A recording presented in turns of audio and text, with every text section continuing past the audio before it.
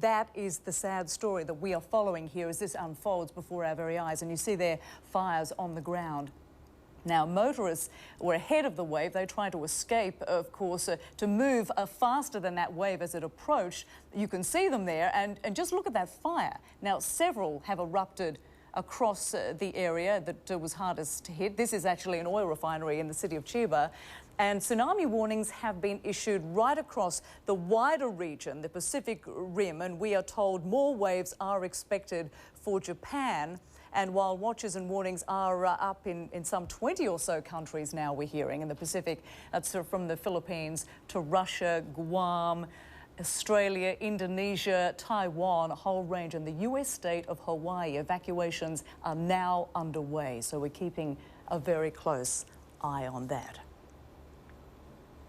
All right, Kyung La is on with us now. I'm not sure if you're on the line or they're live in the studio. On the line, I'm hearing. Kyung La, we haven't spoken for a while now. No doubt you've had an opportunity to gather some more information on this. What are you able to tell us, particularly about the tsunami and the effects there on the coastline? Well, information actually has been really difficult to gather, Rosemary. Let me explain why. This is one of the only phone lines we have out of the Bureau. Phone lines are very difficult to get right now, whether it be a mobile line or it be a landline. The system is simply jammed as people are trying to reach their loved ones, especially if they're trying to reach up north. So the infrastructure right now is simply overloaded. It's only 3 hours since the initial quake struck. Information is starting to seep in. The local authorities and the local media are reporting a vast array of numbers that at this point we just simply can't confirm, including a number of deaths, how many fires there are, and there are reports of injuries, across the country. But at this point, trying to confirm that information, trying to get and really understand what's happening up north has been extraordinarily difficult. I can tell you that we are still feeling aftershocks here in Tokyo, that they are certainly nothing like that first one we felt, the first quake we felt 3 hours ago, and they have seemed to lessen in strength as the day progresses. But the aftershocks are continuing. Here in Tokyo, the rail line does not appear to be back up yet. As we last checked, people are still kind of walking around in the streets. It's a bit of an extraordinary sight. If you go by any of these parks, the parks are simply filled with people who are standing around trying to figure out what they're going to do next. So it's really been a bit of an unusual day in Tokyo as people try to sort of gather their thoughts and try to remain calm and try to respond in a calm manner. We want to make clear the situation in Tokyo is vastly different than what's happening up north. Up north is the impact of the tsunami. It is the immediate emergency, trying to rescue people out of that region, trying to collect the lives there, trying to make sure that people are okay and try to respond to that initial emergency. Here in Tokyo, because we have such a dense population base, you have 13 million people here in this city, and if you don't have effective public transit, you really are going to have a serious problem. The people, for the most part, are behaving very calmly. A lot of the buildings have been evacuated. We're the only people left in this particular building. And at this point, it's the evening commute home, but there's no easy way to get home now. Yeah, and Kyung La, you mentioned something earlier that when the rail line stops, that's when people, certainly in Tokyo, know that this is a serious situation because they are used to earthquakes all of the time. But once the railways stop, that's a different story, isn't it? Once the railways stop and then they announce that they will be shut down for a while, that is extraordinary. This is a country where if your train is maybe 10 or 15 seconds late, you start to question it. You start to wonder what's wrong. So when a rail line, and there's an extensive rail system here in Japan, when it's completely shut down, that signals that there is a national emergency going on, and certainly that's what Japan is experiencing right now. And as you mentioned too, it is very difficult to confirm information in a situation like this. It's ongoing. This is not over yet. People are still waiting for more waves, more tsunamis there in Japan and right across the Pacific Rim.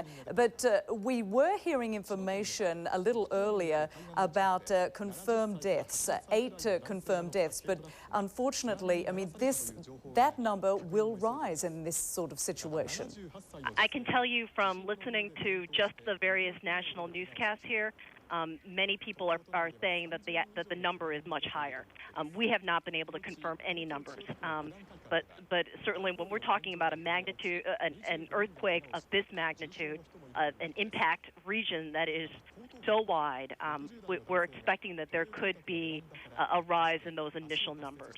And of course, the witness reports we've received from people there in Tokyo, as you point out, and as they pointed out too, a very different situation for people in Tokyo. It's a very sturdily built city, 13 million people, as you said, and for those people, they're very calm. But of course, it's along the coastal areas because of these ongoing tsunamis where the danger is. And what sort of mechanisms are in place for people when those waves do come ashore?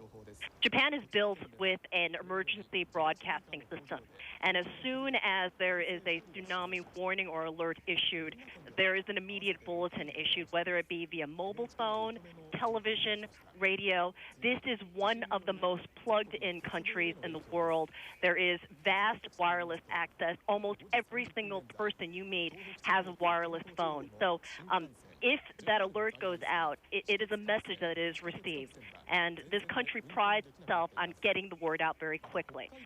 The problem that we have here is because we're talking about such a large tsunami, such a large earthquake, it's very difficult to respond to a very large emergency like that. So the country can try to be as prepared as possible, but you can't prepare for everything. I can tell you from being along the coastline that when you stand on the coastline, something that you notice in Japan is that there are actually gates built into the concrete. There are not the wide, sandy beaches that you might expect in an island. There are huge concrete walls. There are concrete gates that immediately close once there's a tsunami alert issued. So this is a country that tries to prepare for a tsunami, that has been affected by tsunami, that has had people die from tsunamis in its history.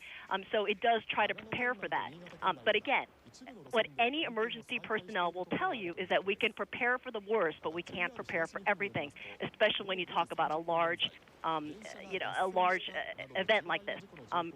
We're starting to see even more devastation, more pictures coming through, and we're expecting much more of this to come in, what you're watching on your screen here, because everybody has a camera, everybody has a mobile phone. So we're anticipating this is something that we're going to see being shared across the country.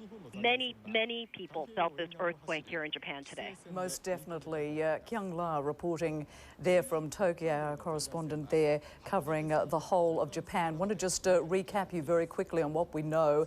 We don't have confirmed figures of casualties at this point, although we did hear from NHK television a number there thrown around of 8 people, but the problem here is, of course, that will rise. And we know at this point that the tsunamis keep rolling in on the coastline.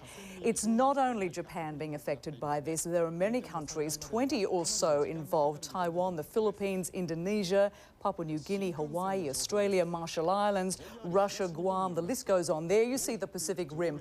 All of those countries within that area are under warning and threat of tsunami reaching the shore. So people are advised at this point to seek higher ground if that it is at all possible. That is where you will seek safety if you can get to higher ground. That's the best advice that people can give. We heard that from authorities there in Japan saying to people, make your way to higher ground if at all possible. If you're inside a building, try to get out of that building and evacuate, because these aftershocks and the tsunamis, they are the deadly mechanism that comes after this initial 8.9 magnitude quake. So we are continuing to watch this. I'm going to hand it over now to Anna Corrin in Hong Kong. Anna. Rosemary, thank you very much. Well, let's continue our rolling coverage of this massive earthquake that has hit Japan. Let's now turn to the public broadcaster NHK and listen in.